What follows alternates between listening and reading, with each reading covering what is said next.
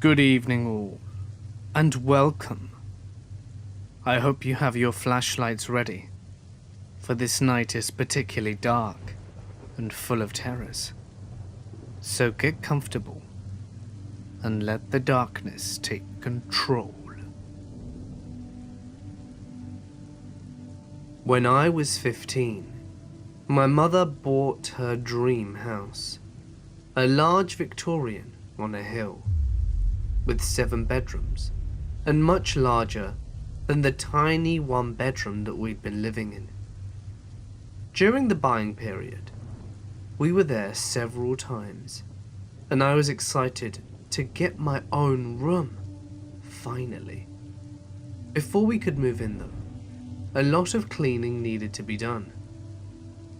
The previous tenants had left it feet deep in crap, clothing, and loads of other stuff we had to clear out. We hadn't lived there for very long, and then the nightmares started. They were always about ghosts. I told my mother that I thought there were ghosts in the house. She scoffed and said, "All right, I'll have my sister come." Her sister was a sensitive, who could feel when spirits were present. She went through and declared it clear, but I insisted. Finally, just after New Year, we moved in. Soon after, it became apparent that I was right. Things started getting moved. You'd see things out of the corner of your eye, odd noises and smells. I'd smell whiskey in my bedroom, or chocolate cake in the kitchen. Turned out, there had been an older couple who lived there. She loved to bake, and he loved to drink. And when he had too much, his wife would make him sleep in another room. My room. Then there was the black cloud. It would follow me up the stairs at night, and stop as I went into my bedroom. As soon as the door would shut, it would come through the wall and drift in back and forth. At about this time, my depression deepened, and I began considering suicide. The old man seemed to be more attached to my sister, who will deny anything to this day, but she would suddenly begin sleeping in the living room. I finally saw him one night. I was going from my bedroom to the bathroom, and looked through the front bedroom towards her room.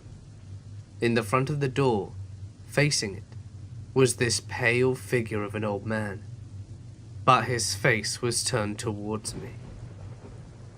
The black eye sockets were staring right at me. All of a sudden, I didn't need the bathroom anymore. I sat in my room trying to figure out what I had just seen. The main one, though, we called Victoria. We saw and experienced her the most. She was a tall woman, wearing a Victorian gown, hence the name. I was up early one morning. My mother had gotten up for work and looked up the stairs and saw my sister coming down. "Both of you up before dawn? What's going on?" She waited for my sister to come down into the kitchen, in her robe and hair up in a towel. She waited and waited. She finally started calling up the stairs. My sister finally answered, and my mother asked, "Weren't you just coming down the stairs?" "No, I was sleeping," she replied. Victoria would suddenly appear in the middle of a room, drifting through it and then disappear. I would hear my mother speaking in the kitchen. "What?" I'd ask, and there would be no reply. I was just talking to the ghost. One night, I was up late writing, and I went downstairs for a cup of tea. I came up the stairs and turned to go into my room, and just as I was doing so, I glanced into my sister's room, and that's when I saw him. The old man was just there, standing in the doorway. I stopped dead in my tracks, staring as he slowly faded from view. The Victorian ghost liked to take things as well. usually jewellery or underwear, but one day I had important papers from my car insurance laid out on a table in my room. I went to deal with them, and they were gone. There was no one else in the house. At first I thought a breeze may have swept them onto the floor, but they were nowhere to be seen. Things would often be returned, either the third time you looked where the item was left, or around the third day you lost them. Sure enough, 3 days later, the insurance papers were right back on the table where I put them, except they had been folded into quarters. Many years later, my neighbour's father passed away. I went with her to the funeral and the reception at the church. Relatives gathered afterwards at the house, where we were out on the back porch jabbering away. I'm listening to my family's stories, and one of her cousins pipes up. "Who the hell are you?" My neighbour explains who I am, and which house I live in. And she goes, "Oh, do you still have that tall lady ghost who stands by the window in the library?" I felt my blood turn cold. I didn't know anyone else who knew about her, let alone anyone else who called the room the library. It's actually a large walk-in closet with a window at the end, which faces the front of the house. There's a bookcase along one of the walls full of books, so our family just called it that. Little did we know, so did everyone else. I had a medicine man bless and clear the place, and those spirits are no more. But allegedly, there is a portal in the house, so things will come and go. Unfortunately, 11 years to the day of moving in, my mother lost her battle with cancer at 4:45 a.m. I was suddenly awakened, sat straight upright, and I smelt roses and felt someone standing in the doorway. "Mum, is that you?" Then I fell back asleep, my head hitting the pillow, out like a light. At 7:30 a.m., I was awoken from my sleep by a phone call from the nursing home, telling me that she had passed at night. I still live here. Though she visits me occasionally, she's never made good on her threat to haunt this place. I'm not convinced there is an afterlife, or such a thing as ghosts or demons, but I once saw something in the woods that felt so unnatural, it made me second guess how I see the world. I was hiking up a hillside, thick with trees, in the middle of the night during a long weekend. Some friends and I decided we would hike to the top of the hill and light off some fireworks. Approaching the hill and surrounding the base of the hill was a rolling grass valley. It was around midnight, full moon, and a light mist, something straight out of a horror movie. The strange part was, I wasn't nervous or scared or anything. I was having a great night with my buddies. I didn't have any of my defenses up. My buddies and I just hiked in a straight line through the rolling grass valley approaching the hill, when something caught my eye. On my right, I saw a tall, shadowy figure standing perfectly upright on the top of a small grassy hill. It was standing there right next to a large dead tree. I couldn't make out any details. Both the tree and the tall figure were silhouetted underneath the moonlight. The strange part was seeing this figure didn't scare me. I didn't immediately sense any threat. I almost assumed it might have just been another hiker or somebody having a smoke. I passively turned my flashlight on it, and that's when it happened. In an instant, as my light hit the spot where the figure was standing, it instantly moved just outside the range of my flashlight, like it teleported or something. But just as vividly, I saw it standing in its initial spot as my light hit that spot and the figure moved. I could see it standing just outside my range of light. My breath paused in an instant, and a wave of dread washed over me. Something felt 100% unnatural about what just happened. As a reflex, I moved my light to the new spot where the figure was, and as my light passed it, it disappeared. I've never passed out in my entire life. Not from heat, not from getting knocked out, never. But in that moment I felt my knees give way from underneath me and I fell to the ground. My friends turned and looked at me, trying to pick myself up from my knees, and they were too wobbly to stand. They helped me, and I tried explaining to them what I experienced. Perhaps it was all just shadows and lights and my eyes messing with me. But I'll never be able to explain that sensation. The feeling like I had just seen something I shouldn't have seen, something so unnatural that my body's instinctual reaction was to just go limp. I work in security, and I'm often assigned to sitting beside bedside hospitals when it's a difficult case. The situation often includes drug addicts, people close to death, or the many patients that need constant surveillance. My shifts are usually 12 hours long, and I can't really exit the room until it's all over. I realise this might not be as hard as what medical professionals have to deal with, but this job has ruined me. This one time I got called to watch over a man who had started vomiting blood in copious amounts. Back then, I was somewhat inexperienced and could strike a conversation with the patient if he was coherent, mostly out of boredom, but it also helps me be on friendly terms with the patient if they prove to be difficult. He turns out to be a fisherman and a lifetime loner.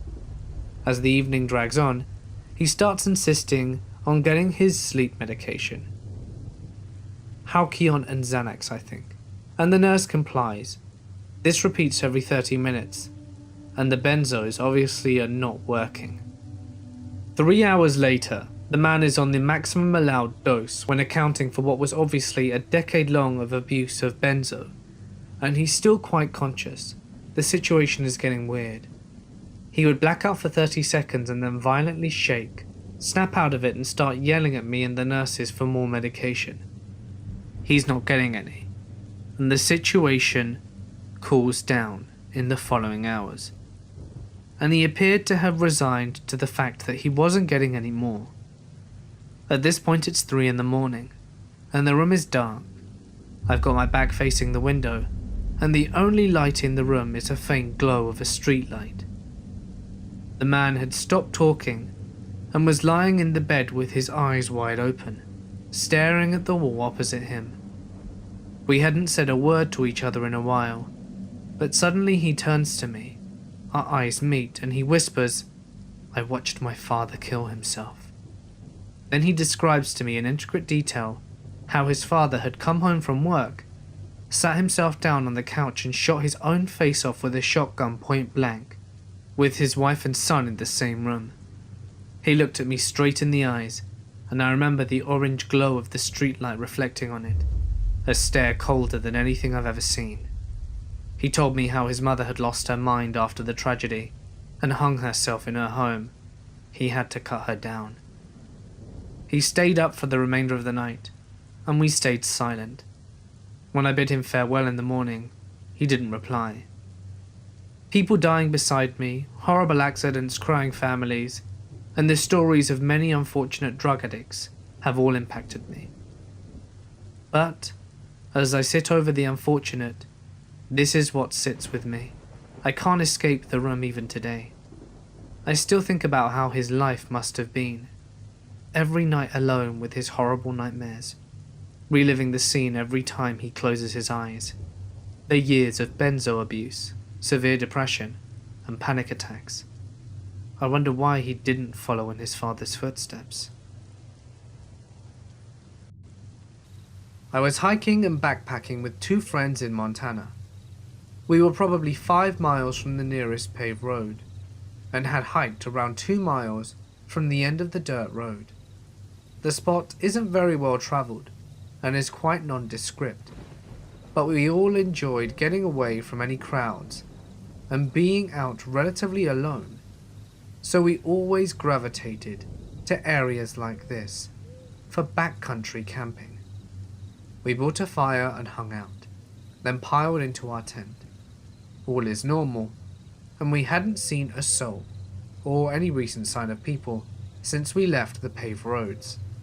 I have some trouble sleeping, and was sort of just laying there for maybe 30 minutes, and both my buddies passed out. That's when it got weird.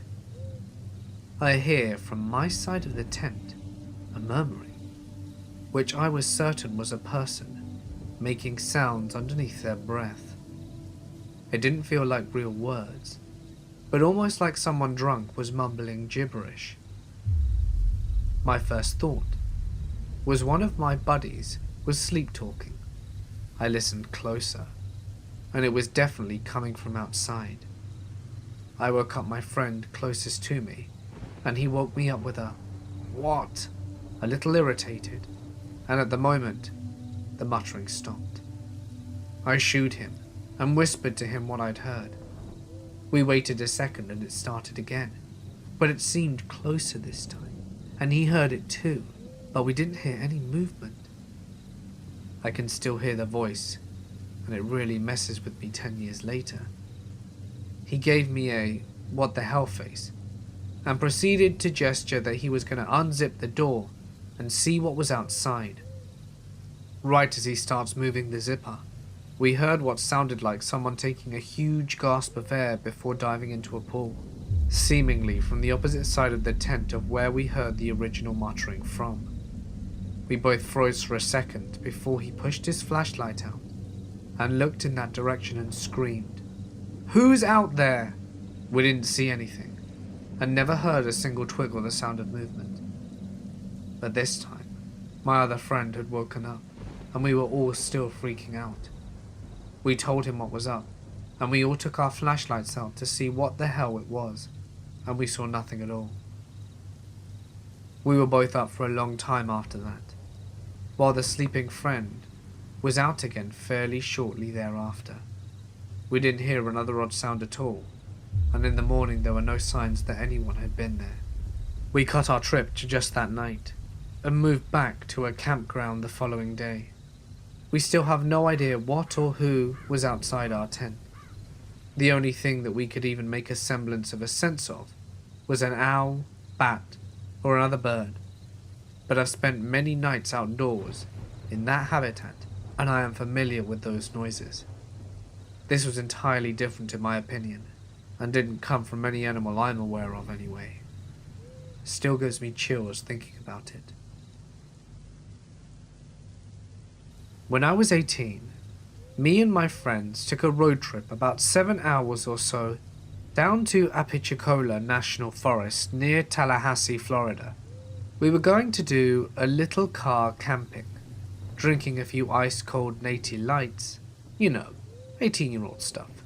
As we didn't want to be bothered by any park rangers, we drove way deep into the woods. We got there, set up camp, and had said Natty Lights, and me and a guy decided to do a little exploring. So we walked about 100 yards from our site back to the main road, saw another path directly across from us, and started walking. Immediately we started seeing signs that someone had been living there for a while. Big bags of trash, stuff like that. I should have seen a huge red flag and turned around, but I'm 18, and nothing can hurt me. So we get to this campsite of an older white guy living out of his van. Clothesline strung up, coolers placed around it, and a big gorgeous dog which I think was a golden retriever. We tried to back out, but he sees us and starts up a conversation. He's friendly enough and asks us where we're from, and he tells us some cool spots to check out. We ended up chatting to him for about 10 minutes, and then we went on our way. I kept thinking how odd it was that he gave directions in steps, not yards or miles. The guy seemed to be off balance, not stumbling drunk, but like he was walking on a balance beam, swaying side to side. Oh, and he was super excited to talk about national parks and forests and where we were from. So we went back to our tents. Fast forward 2 months, the same buddy calls me late at night and tells me to turn on the TV to the news. I oblige, and I see an old dude with a van. You see where this is heading, but I didn't. So I get pissed at my friend for waking me, and he insists that I should watch. And when I see the golden retriever, it all clicks. The man's name was Gary Michael Hilton, convicted of at least 4 murders. He kidnapped and murdered a girl on Blood Mountain, Georgia, an older couple in Pisgah, North Carolina, and a girl in Apalachicola at the campsite not long after we left. Yes, the very same places he had been talking to us about. Obviously, we called the cops, and they put us in touch with the FBI. We get flown down to take investigators to the campsite, point out every spot we saw, and tell them exactly what he told us, and show them the places he described to us. I didn't find out until after the trial, but apparently they found what appeared to be partially destroyed human finger bones in an area near the site, and I had to be flown down again to testify. After my uncle committed suicide in 2006, a couple of strange things began happening around the house. There were the typical haunting style things, like my brother insisting his stereo would turn up by itself when he was listening to music, or the time that his TV turned off all by itself. But I figured that all of it could have been chalked up to electronic interference. This particular incident, however, was just plain weird. For background, it should be noted that my uncle stayed with us about 15 years prior to his suicide. This was during the height of his drug abuse, and he slept on our couch for a few months before my mother decided to kick him out, as she had 3 young children to worry about at the time. So back to present day 2006, and my brother's friend, called John, is hanging out at our house. He was always a fairly sensitive and spiritual kind of guy, and he actually had no prior knowledge of my uncle's death. So John is sitting on the couch talking to me and my brother when he suddenly stops and says that he can feel a presence in the room. My brother and I kind of laugh at this because this is your typical John, always sensing something. But he stuns us and said, "Your uncle's sitting next to me, and he says hello." My brother and I were pretty shocked because, like I said, John had no prior knowledge of my uncle's death. Not only that, was the exact same spot that my uncle had slept on 15 years prior when he started staying with us. There is absolutely no way John could have known any of that, because it wasn't something that my brother had ever mentioned to him. Now fast forward a few years, another strange incident occurred one night when I was heading to bed. I had just turned out the light to the kitchen, and had started walking down the long hallway that leads to my bedroom. I had literally just shut my door when I hear my name being whispered. I stand there not knowing what to do. The whisper had caught me off guard because it sounded exactly like my uncle's voice. I shake it off, thinking I'm probably imagining things and go to bed. A few days later, for whatever reason, I can't remember, I tell my mother that I thought I had heard my name being whispered, and that it sounded like my uncle. You know what she tells me next? She had actually been home one day the week before, and was in the kitchen making lunch for her and my dad, when she hears her name being called. Then she calls out to my dad, who was in the next room, and asks what he wants. He said he hadn't called out to her, and he also hadn't heard her name being called. But then he tells my mum, "Oh, you want to know something funny? I was out in the garage one day last week when no one was around, and I heard my name being called." Then Dad says that he called out and didn't hear anyone, so he went back to working on his bike, thinking nothing of it, and thought that he was just hearing things. The voice we had all heard sounded exactly like my uncle's voice. It's definitely a strange coincidence that we all heard our names being called, when we all aren't the kind of people who just hear things, and in such a short space of time with no knowledge of either event. And this was during a time when none of us had been thinking about my uncle to have the suggestion put into our heads. It was a little creepy at the time, but thinking back on it now, it's kind of nice to think that my uncle might still be around watching over us, and that it may have been his way of playing a prank on us, since he definitely had that kind of weird sense of humour when he was alive. Here are two stories. Both take place in the Rocky Mountain region. We don't like to camp in campgrounds because we're antisocial, and none of us care to share a campground with the strangers screaming kids, waving around their flaming hot s'more pokers. When we go camping, we do mild off-road and camp in clearings away from the people. Just after high school, me and my friends decide to celebrate by going out on a camping trip. We ended up leaving way later than we had planned.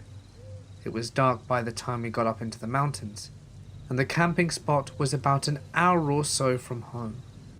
We didn't want to turn around, so we just decided to make do and set up camp in the first decent clearing that we found, and would figure things out in the morning.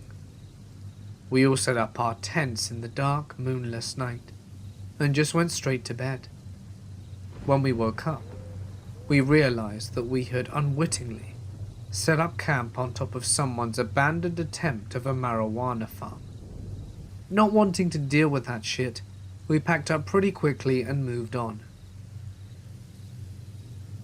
The second incident happened a few years later with the same group of friends.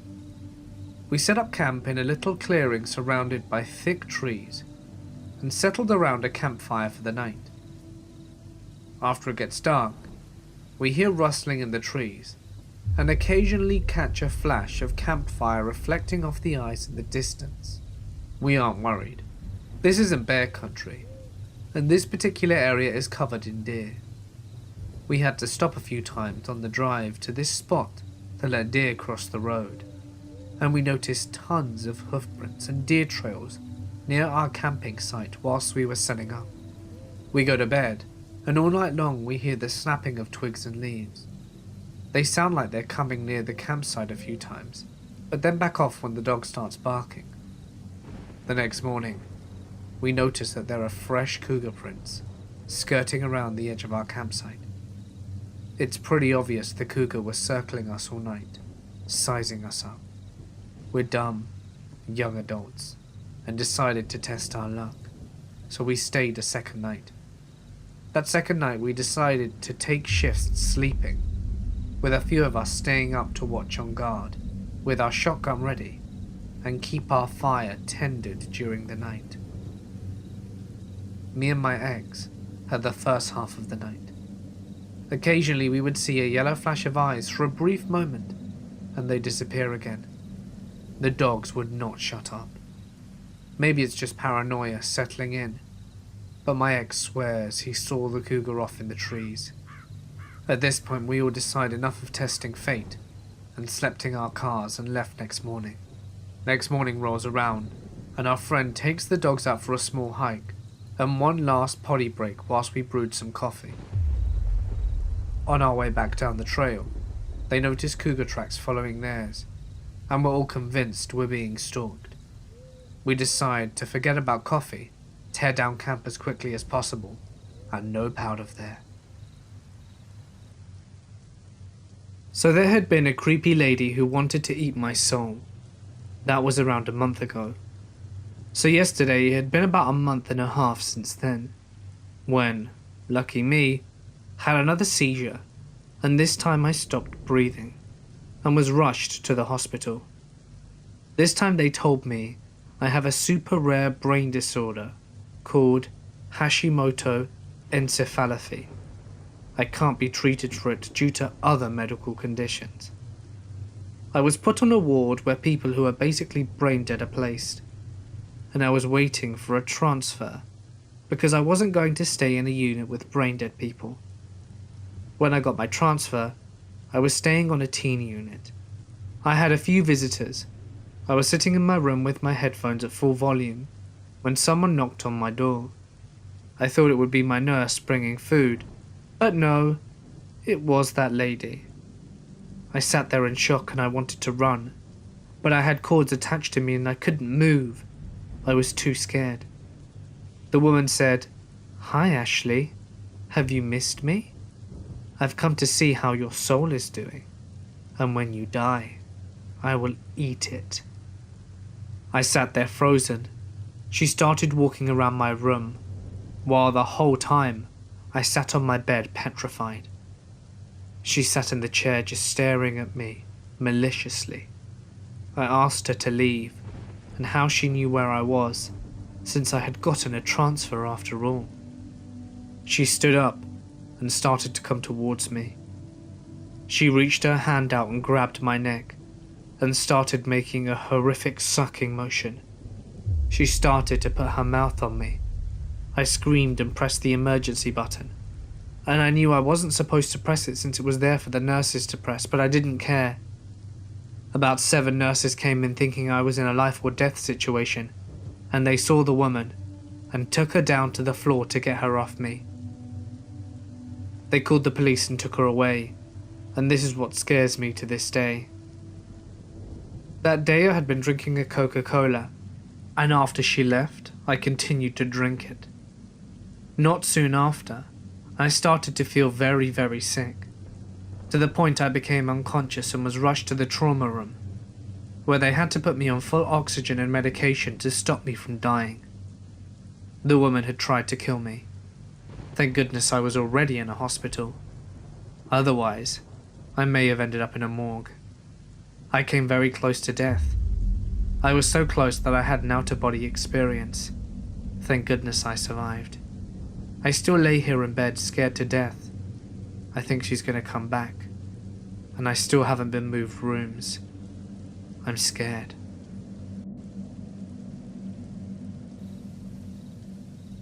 This was an off-the-grid cabin, middle of nowhere, bring a few kegs and everyone you know, and let's get wrecked situation.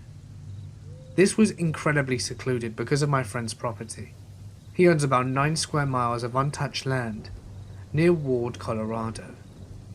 We are, or we should be, the only human beings for miles. There's probably a couple dozen of us. And this is the middle of nowhere, and if memory serves, the original plan was to camp in tents around a bonfire. But it pretty quickly became more of a blizzard situation with low visibility, high winds, and frostbite levels of cold. This leaves us crammed into maybe a 600-foot square cabin to get wrecked in and pass out in a pile. No sweat, we're all friends. Sometime in the middle of the night, everyone's quietening down, and I need a cigarette and a pee.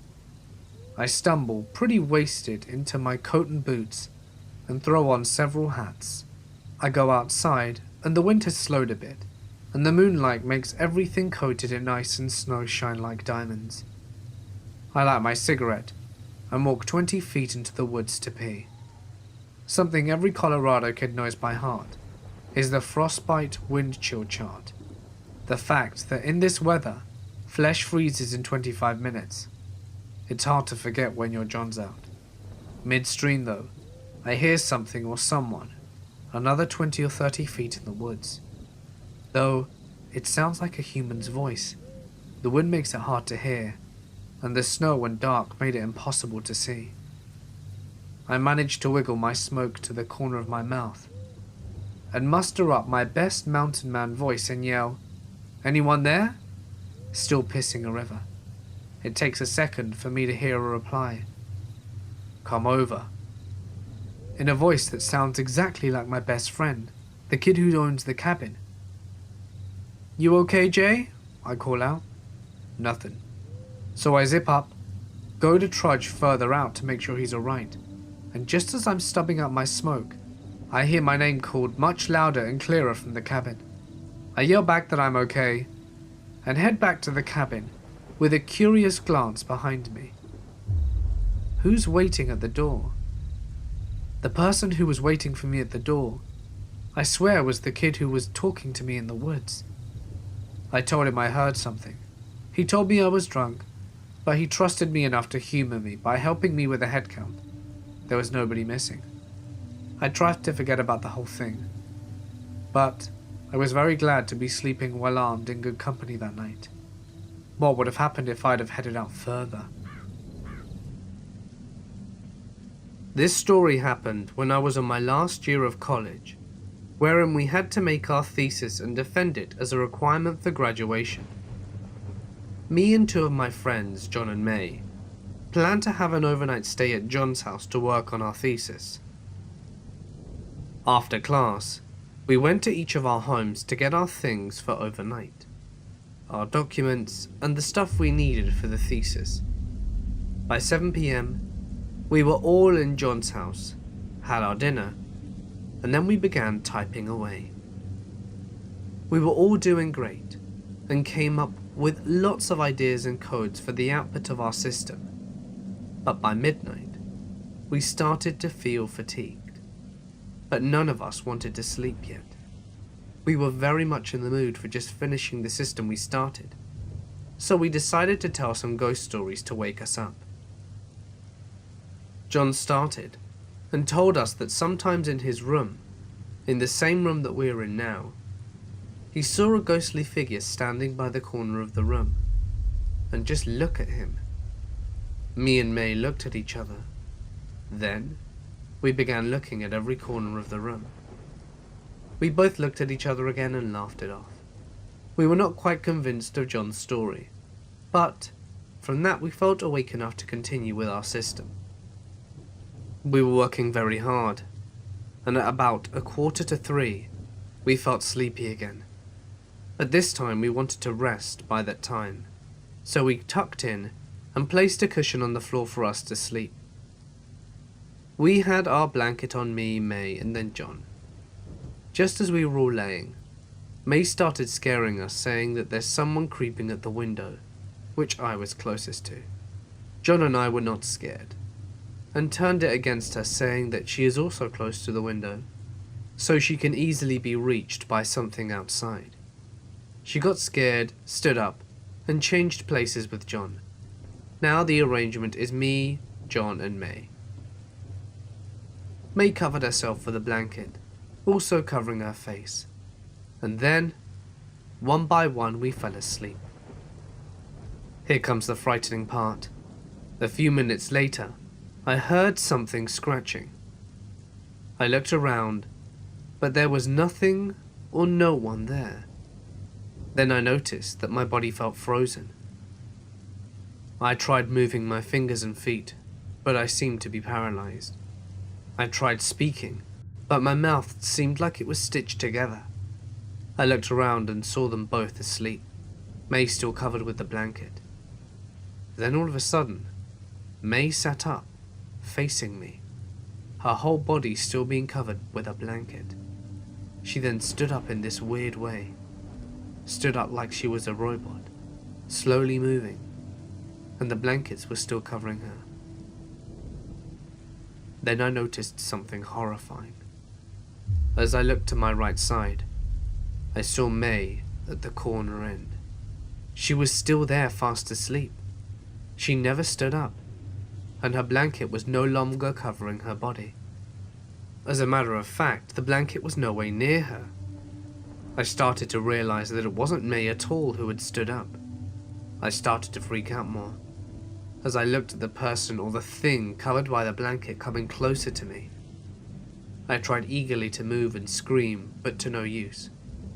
It got much closer and closer, and I decided to close my eyes, and thought that maybe it would just go away. After a few seconds, I opened my eyes, and saw it just a few inches from my face, looking like it was ready to suck the life out of me. I tried to move and scream as powerfully as I could, and then I finally managed it. John woke up from my scream and tried to calm me down. I was not able to sleep again until the morning came. I told them that nightmare after we finished our thesis, for I didn't want to frighten them and get distracted by the supernatural thing that happened. I just said that I was never staying up that late again in that room. My father used to have a business in maintaining the woods. It's a thing in my country. It basically means cutting down dead trees and hauling them out of the area, as well as generally being a tree surgeon. This means that he was out in the woods all day, and he was allowed in places normal citizens couldn't go to because of the rules of the Forestry Commission. My dad was working in the early morning when he suddenly noticed a car in the middle of the woods. It drove through a small path normally only used by the foresters. It wasn't a car from the Forestry Commission, so he thought it was very weird. However, Dad was alone and it was the 80s, so there were no mobile phones to contact anyone. Since it was in the middle of nowhere, he decided to ignore it. He kept on hauling wood through the woods with his horse, and he suddenly heard the men speaking. Now my dad is a brave man and as strong as a bear, so he decided to just have a quick peek to see what the hell those folks were doing. My dad looked around some thick bushes to make sure he could see the men. They were digging a hole. My father decided that it was something he really didn't want to interrupt, and he kept working throughout the day like nothing ever happened. He made sure to keep some distance between him and the digging site. The men apparently never noticed my dad, possibly because his equipment wasn't located in the same direction that the men came from, and my father worked with horses, so they weren't any loud machines. It was the 80s after all. At the end of the day, my father went to the local commission office and reported it, and they called the police. After they went to investigate, they found a body of a young woman buried there. It still irks my dad to this day. He was out there alone. What if the man saw him? What if he decided to check the burial ground out himself? Scary shit. When I was around 13, I went camping with my Girl Scout troop. This wasn't uncommon for us, as we camped often, at least twice a year. The only difference was that my troop had the privilege to camp out 2 nights in a cabin. The cabins were not big. I was 5 foot, and if I were to lay down widthwise, we only had about 3 feet of walking space between the bunks. Each side had 2 sets of bunk beds, so there were 8 beds in each cabin, and there were 4 cabins. We had a large troop, so we occupied 3 cabins including the mums, who stayed the night with us. During the day activities we went on as normal. Other troops came to spend the day, and we did arts and crafts and archery, and other sport-like events. This ended around 7, when all the other girls went home. Around this time, we cooked dinner, ate, spoke, and then started a fire. We sat around and had girl talk like normal, ate doughboys and marshmallows until 9, when we had to go to bed due to the camp's curfew. In my cabin, I had my 2 best friends, one in the bed below me, and the other in the bunk across from me. We had bunks that were the closest to the window. To imagine the cabin, just imagine a rectangle with walls, and a screen door. Now, go into the screen door, and on either side of you, there are, as I said, 4 bunks, and at each end of the corridor or window. My mum was sleeping in the cabin across the way with my troop leader and the other mum. Soon we're all asleep, but my friend Lisa, who was below me, isn't very good at sleeping outside, and was soon awake and sitting on the edge of my bunk, poking me. I cracked my eyes open and shone my flashlight at Lisa, then at Tara, who was sitting across the way. She was awake as well. since we weren't technically allowed to be awake unless we were using the bathroom, we decided to go get my mum, who would take us through the trail to the bathroom just to let Lisa catch a breather. By now, the fire was basically out, and we had my flashlight as our light source, so we bundled up because New England is freezing at night, even if it's spring. As we were getting dressed, I put my flashlight in my mouth so that I could use both hands, but out of the corner of my eye, I saw a shadow. I thought it was my own and Camp was playing tricks on me, but I looked anyway. My scream may have broken all the rules in camp about curfew. My entire cabin was up. My friends were screaming and my mum and my leader were trampling over each other to get into the cabin. When I turned to look at the shadow, I saw what was actually a man staring through the window. I don't know how long he was there for, and when I started screaming he took off. My troop leader talked to the ranger the next day, and he said that he would talk to the night ranger, but we never got any other answers other than maybe it was an animal. Either way, we never went camping there again, and this incident still haunts me to this day.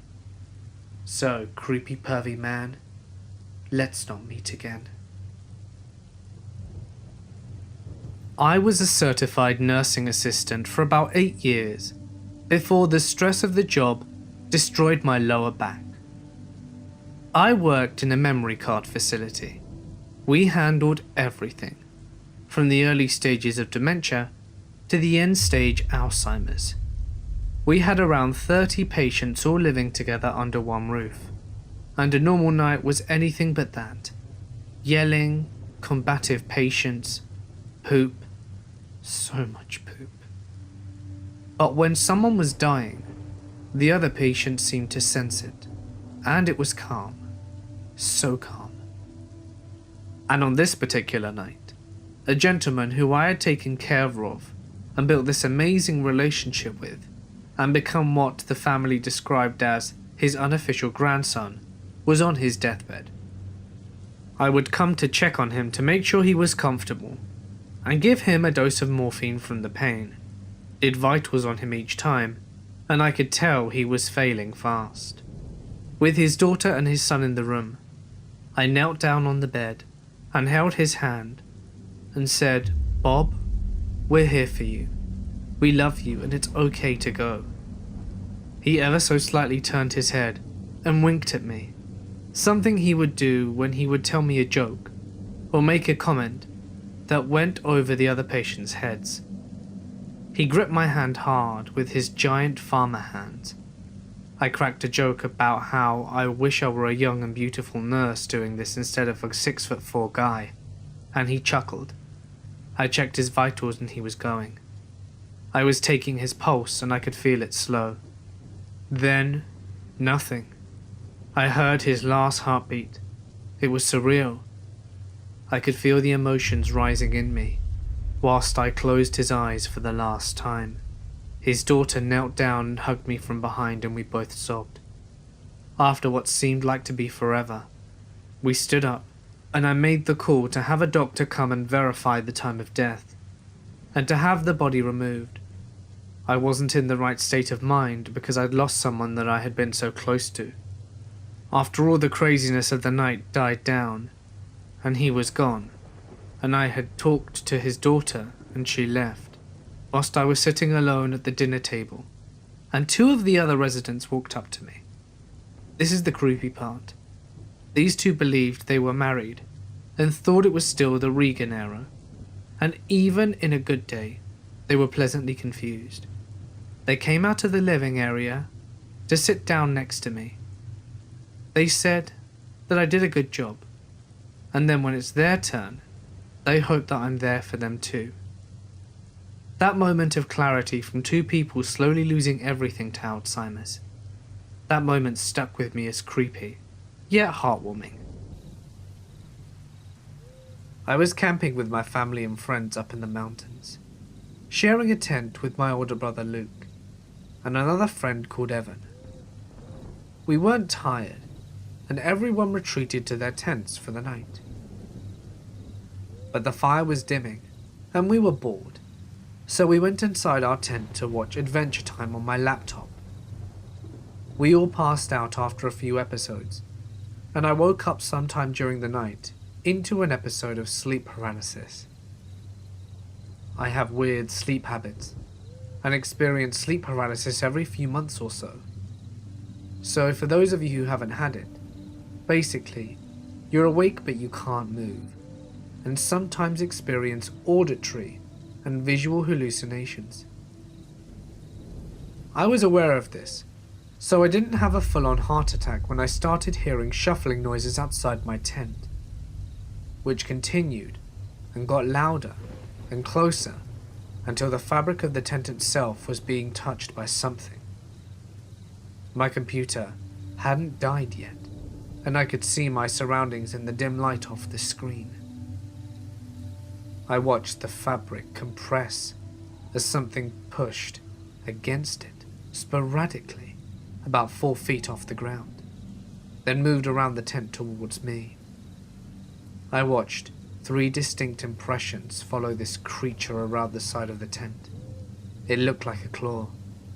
I was terrified and filled with adrenaline, but another part of me remained calm, assuring my body it was all a dream.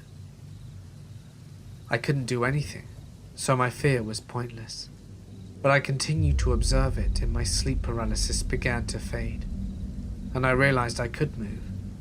No longer so was I convinced I was dreaming. I reached over and shoved Luke awake.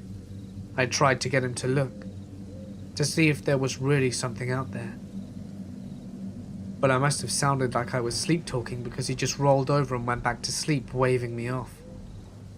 Eventually the rustling stopped, and I was tired and groggy enough that I fell back asleep. In the morning I'd completely forgotten about it.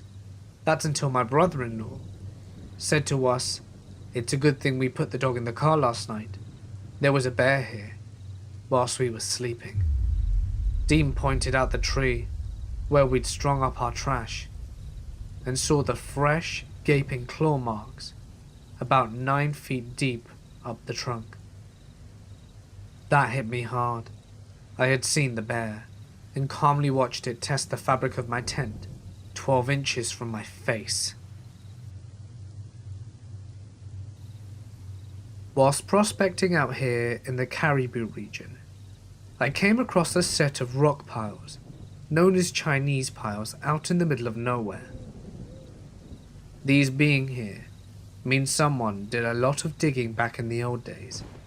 So I started working, and after an hour and a half had about 10 grams of gold and was having a happy dance when I noticed the small standing stones on each of the rock walls. Each stone had several Chinese characters on them, and in a moment of dread, I realized that they were graves. I put the gold in a glass bottle I found nearby and left it behind. I also took down drawings of the symbols to show to a local historian, who later confirmed my suspicions that yes, they were graves, and they likely hadn't been seen in over 150 years. Chinese miners believe that if a miner died on site, the ground became cursed by the fallen miner's spirit, so they wouldn't continue to mine the area, and they would tell anyone who they met in the area that it had been worked out. Sometimes they would do extra work to make it look like the site was finished off, so people wouldn't end up digging up their comrades.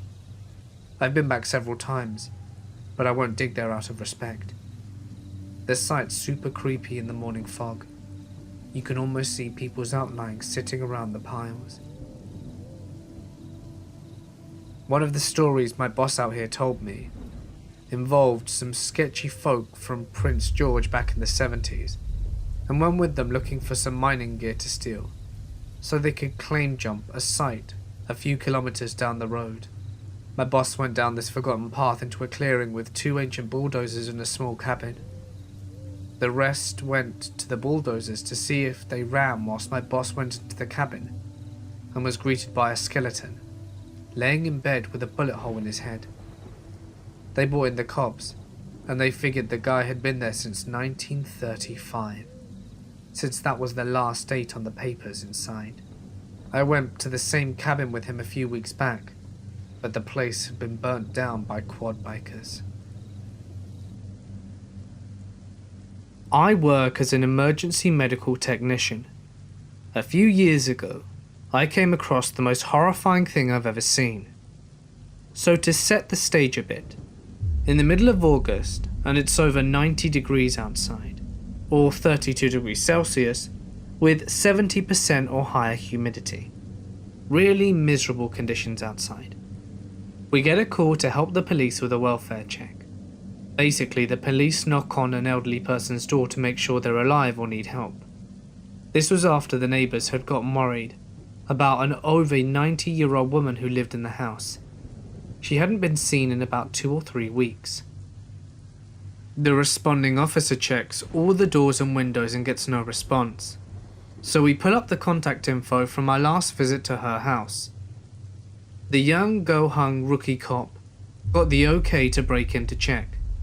So he goes to break down the door, he runs up and kicks it, and slips as he gives the kick, and falls into a bush. He finally got it right the second time and knocked the door. Meanwhile, me and my partner are laughing our asses off at him. The next moment he sets foot in the house and turns right around. He was stopped cold by the smell. That's when we knew we didn't have to find a patient, we had to find a body. So, a little more background to the environment. This house did not have air conditioning, and was sealed up tight. No windows were open or anything. Add in the temperature outside the previous months, and you have an oven for a house. We were walking into a house that had a dead person sitting in it for over 2 weeks in an oven. So we go inside and the most horrific, eye-watering smell hits us. It's undescribable how bad it was. We could taste it, it was so intense. The only words I have for describing it was airborne death. So whilst we're gagging and trying to search the house, we finally find her body. She'd been taking a bath and somehow managed to die and fall into the water. Think bony, festering maggot soup. And that's what we saw in the bathroom. We took one look and noped out of the house. I still have nightmares at that sight. And the smell. The smell comes to mind whenever somebody talks about the smell of death. I went camping with the summer program when I was 16.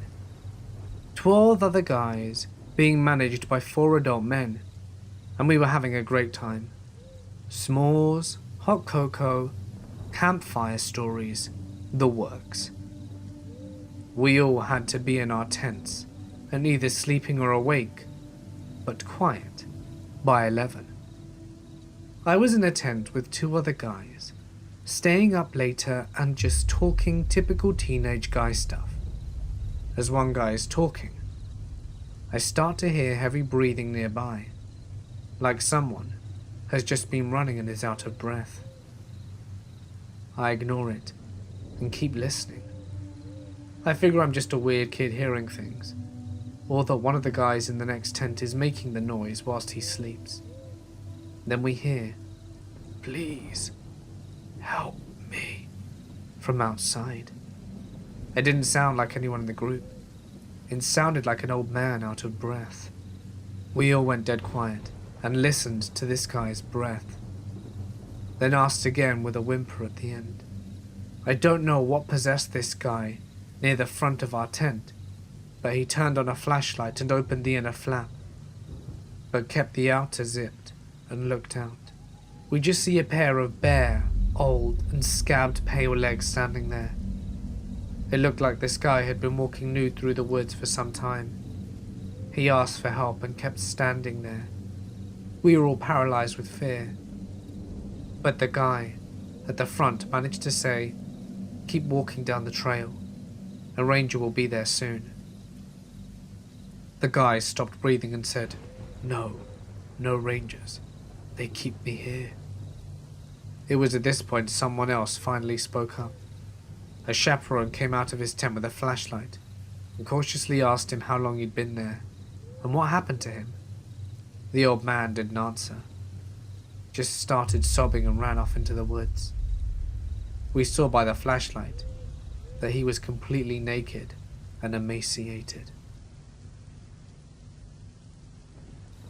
Just a few weeks ago, we made our way to a very remote valley that is very difficult to access. Think walking on 1-inch ledges, dropping into narrow crevices.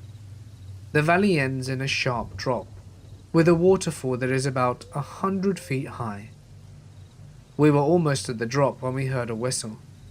It sounded a lot like a hiking whistle, but we only met one group of people that entire day, and they had stopped way before we did, as they thought the mountain slope was not passable. According to our calculations, that group should have left long ago and headed back to base camp, so it made no sense. Then we heard another whistle, and we yelled hello, and immediately we heard a whistle back. The whistle was coming up from the thick trees on the very slope the mountain encircling the valley. The slope was about 75 to 80 degrees. The only way we could make it up there would be if we pulled ourselves up by tree branches and roots, because it was just too steep. Just as we were debating whether the whistling was indeed a hiker's, a helicopter suddenly rose from behind the waterfall. It rose right above us, then turned around and flew away. It was an unmarked helicopter, and the closest airfield is about 100 miles away. We figured they must have had some search mission out for someone, so that must have been a hiker's whistle. However, it was really strange that a person could whistle repeatedly, but never yell back. We yelled again. The whistle recurred. Suddenly we heard the helicopter rotor again, and not 3 or 4 minutes later we saw the helicopter rise above the valley, hover for about 30 seconds and then fly away over the mountain. We went ahead and crossed the creek to climb the mountain slope. We scrambled up, grabbing onto roots and branches, and the whistling ceased. We yelled a few more times with no response. It took us 4 hours to make our way out of there.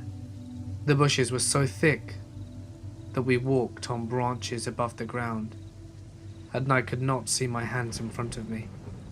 I still have no idea who was whistling. It was a very mechanical whistle, and I've been out in the wilderness quite a few times, and have never heard a bird whistle in that way, or anywhere close to it. I'm not a doctor, but a care provider in a home for developmentally disabled adults.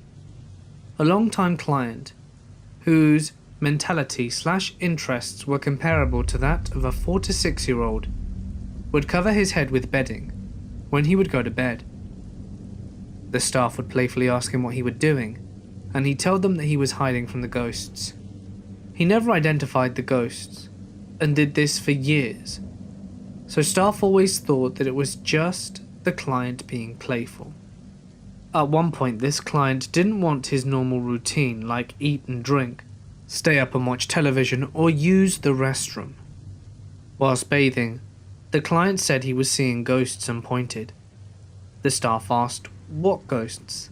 And the client said it was his parents, and that they're going to take him home. Staff gently reminded the client that his parents had already passed away, and that they couldn't possibly take him out that weekend. Within 72 hours of telling staff he saw the ghosts of his mum and dad, that client went into the ER, was admitted to the hospital, and passed away. I was the one that had spent half the night in the ER with the client. I had taken him to the ER before, and other routine medical appointments. This client was known for being rather combative during such visits, but was unusually peaceful the entire time, and the last time he went to the ER.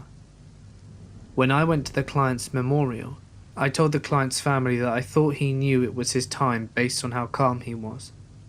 I didn't disclose the part about seeing ghosts of his parents shortly before the ER visit.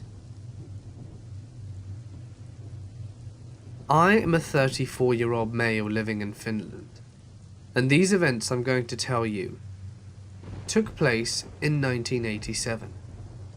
I was only 5 years old at the time. I lived in a row house in a municipality called Nurmijärvi, near Helsinki. This house had 2 floors. The bedroom was located upstairs, and the living room downstairs. Sometimes, in fact, quite often, I happened to wake up at night, and I could see the radiator of the room on the wall as a white cow. A cow of pure white, which sometimes looked like it would have moved towards me, and which varied the position from standing to a recovering and so on. The cow radiator seemed to kind of have a spruce forest in its background. Once, when someone for some reason turned the lights on in the room, I saw the radiator again, just as a normal home appliance. But as soon as the lights went out, it would show itself again as a cow, which was very strange. In the living room, there was a Lundia shelf level, with a Salora television set, and a Fisherman Betaman VCR on the right-hand side, and then a Sharp turntable. At times I used to sleep with my mother in the living room. The digital clock of the videotape recorder, whose colour was green, shone so brightly in the darkness of night that it interfered with sleep, especially with my mother.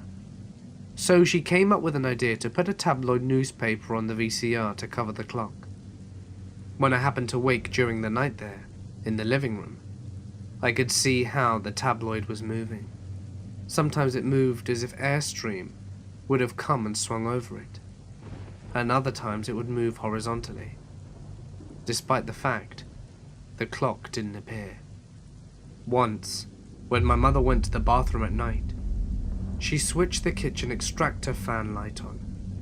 The kitchen was located next to the living room. The tabloid newspaper on the VCR showed up in my eyes as normal, and when the light was switched off, it continued moving again, completely on the loose. My family used to camp in Algonquin Park in Ontario when I was a kid. We used to do a lot of day hikes with our dog. The dog was a crazy runner, and would run up and down the trail back and forth between my parents and older brother and myself. This one trail ended in a lookout. My brother and I stopped to take in the view, and my dog arrived seconds later travelling at full speed. He attempted to apply the brakes, but the momentum carried him right over the edge. We freaked out. Our dog had just gone over a cliff, and it was a good 50 or 60 foot drop. I ventured over to the edge to look. My dog had somehow landed on one ledge that sat about 10 feet down. Shit, what now? Any movement and my dog would fall the rest of the way. It was a sheer face and no way to get down. And then out of the blue, from a trail behind, appears a hiker with full climbing gear. Algonquin is not an area known for a lot of climbing, and I've never seen anyone before or since with gear on that trail. The guy belayed down, rescued my dog, packed up and left. He didn't even stick around long enough to grab his name. To all intensive purposes, he just returned to the trail and vanished. I think I've unlocked the mysterious stranger perk from Fallout. I took care of a lady once. She nearly died of sepsis, which is a blood infection, and she had multiple strokes and coded multiple times in the ICU. They'd given her Lidafed. Lidafed, or leave 'em dead, is what we say because Lidafed shunts blood from your extremities to your vital organs, usually resulting in necrosis, death, of peripheral tissue. This means that when she came to me, her fingers and toes were all black. She wasn't quite right, and I've seen lots of crazy, but she truly unnerved me. She never spoke, only whispered in this bright bubbly voice like a little girl. But she said awful things like, "Can you push me outside so that I can chew my fingers off?" And she would smile all the time. She also had some really bad pressure ulcers from just basically being immobile for so long. We had to dress her wounds daily, and she usually ripped the dressing off pretty soon after we put them on. One night, I went into her room and saw a piece of what I thought was dressing on the floor. Upon a closer inspection, it was a chunk of her own skin, a partially healed skin graft to be exact, and it still gives me shivers. I was camping in the Florida Keys one winter. I managed to survive the large snakes and even larger alligators, as well as the scorpions which would get into my shoes at night. But one experience that I shall never forget. My campsite was next to an old rock quarry which had filled with water and made it a good place for swimming and getting water from. There was also an old dump site near the quarry with piles of stoves and fridges and other junk. It had been there for a while, but nothing new had been added to it for a long time. One day, a fellow shows up and tells me that they were going to clean up the dump and burn some of the junk, so I better move my tent. So I gather up all of my belongings and moved a few hundred yards back into the woods. That day, they started burning the garbage, and I thought nothing about it until I climbed into my tent at night. As soon as it got dark, and I was falling asleep, my tent became covered with hundreds of rats. I guess they had moved out of the dump because of the fire, and were just wandering around looking for food. They were everywhere, climbing up my ropes and over the top of the tent. I shook as many as I could off, and started a fire, and stayed up all night hoping they wouldn't return. They seemed to be gone, so the next night I stayed in the same place thinking they had moved to another dump or something. But no. As soon as it got dark, they all returned, bringing some of their friends, as it seemed that they were more than ever. I again shook them off my tent and got the fire going. When morning came, I packed up my tent and headed for a new place far away from those rats. As I was walking down the highway, wondering if I should return to another camping spot that I had previously been in, there, on the highway, near to the place, was a dead 11-foot alligator, which had crawled out from the mangroves only a few feet from where I had been camping a few weeks prior. I decided that my Florida camping adventure had gone on long enough, and headed home.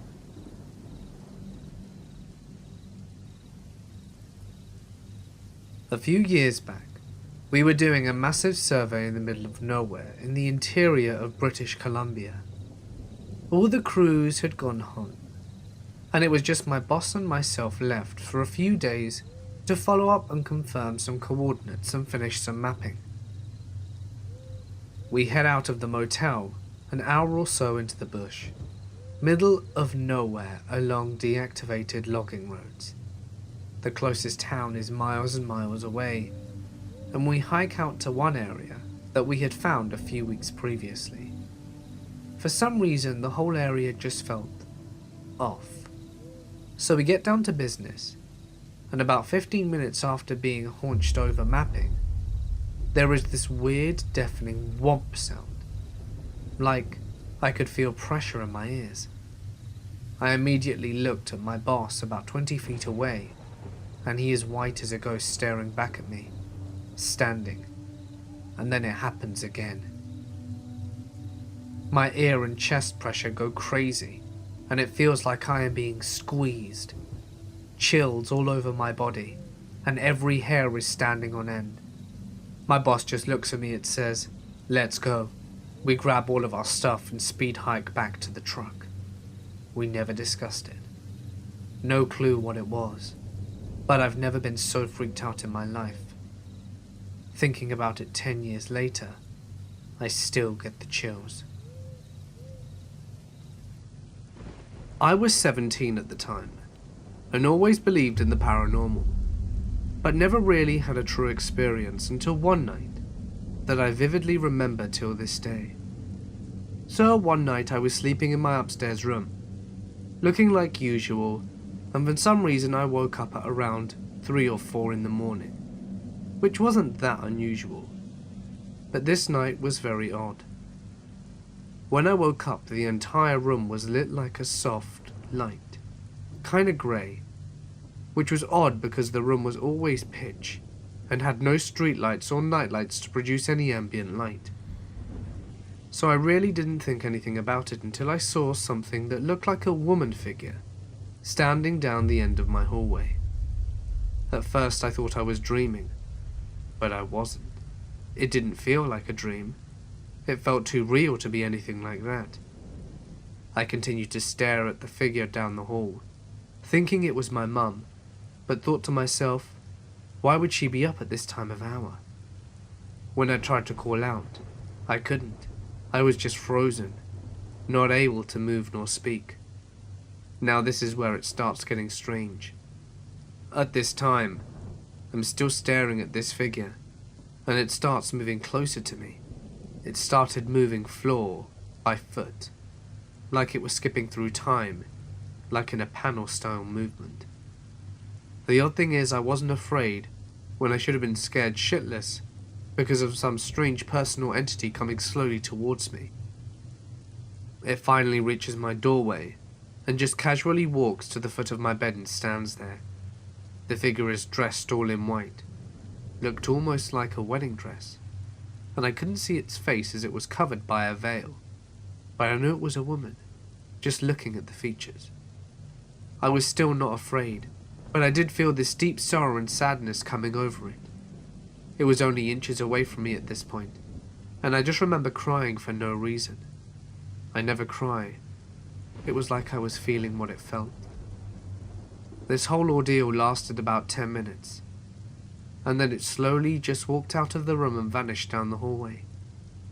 I then passed out and woke up later in the morning. At this point, I was scared shitless and couldn't understand what I had just experienced. I call her the woman in white. I never saw her again after that, and from that day I get goosebumps just thinking about this. A few weeks ago, we were on a road trip from British Columbia to San Diego, and we came upon a campsite just outside of Crescent City, California. We drove through it. One side of the campground was relatively empty, and I noticed a few scattered tents, but nobody close to the location we ended up picking. We had tons of space. We wanted an early night, so I started a fire whilst my girlfriend began cooking. We ate it, had a few beers, and climbed into our rooftop tents, with our dog by 9 PM or so. I had a rough time sleeping, and woke up a few times, but finally fell into a decent sleep. In the pitch dark, with all of our tent windows and canvases closed, I was awoken at 1 AM by someone whistling outside our tent, the tune of When the Saints Come Marching In. After a few minutes of this repetitive whistling, I nudged my girlfriend, who awoke and was obviously freaked out as well. The whistling then turned to chanting things like, when you sleep, you disrespect me. When you disrespect me, you disrespect the US Marines. The person would then start spelling out words like flee, and the verbiage and tone kept getting more aggressive, so we decided we had to make a move. I slowly unzipped the tent whilst our guard dog was snoring, and got my head out of the tent. I took a few seconds to let my eyes adjust and figure out where the person was.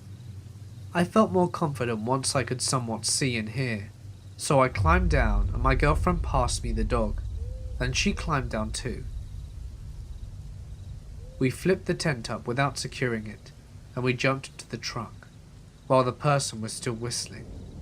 We went to a motel in Crescent City. The next morning we drove back to get a few belongings that weren't in the truck, and a family who had been camping a few sites over said it went over for 2 or 3 hours, and it was the scariest thing that their family had ever experienced. I'm a paramedic. We got a call to go out to a scene for an elderly woman with chest pains. We arrive at the house, and the front door's open. We knock, and we hear the woman calling out from the back, "I'm in the back room." in a very calm voice. My partner and I go to the back of the house looking for this woman, and that's when we smelt it.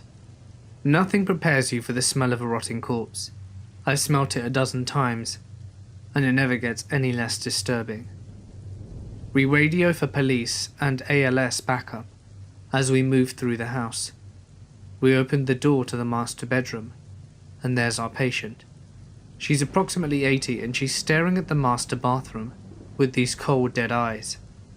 She never once looked at us as we approached her and began speaking to her. I got to the bedside and got in front of her gaze. She looked right through me. I turned around to see what she could be possibly looking at, and there was the source of a smell. A man around the same age as my patient is on the floor, with very little left of his head attached to the body. A shotgun lay on the floor next to him, and most of his head was strewn about the walls and the bathroom counter. We loaded the woman up into the ambulance, and our police backup pulled up. I don't think that woman blinked once the entire time she was in our care, and it totally messed me up today.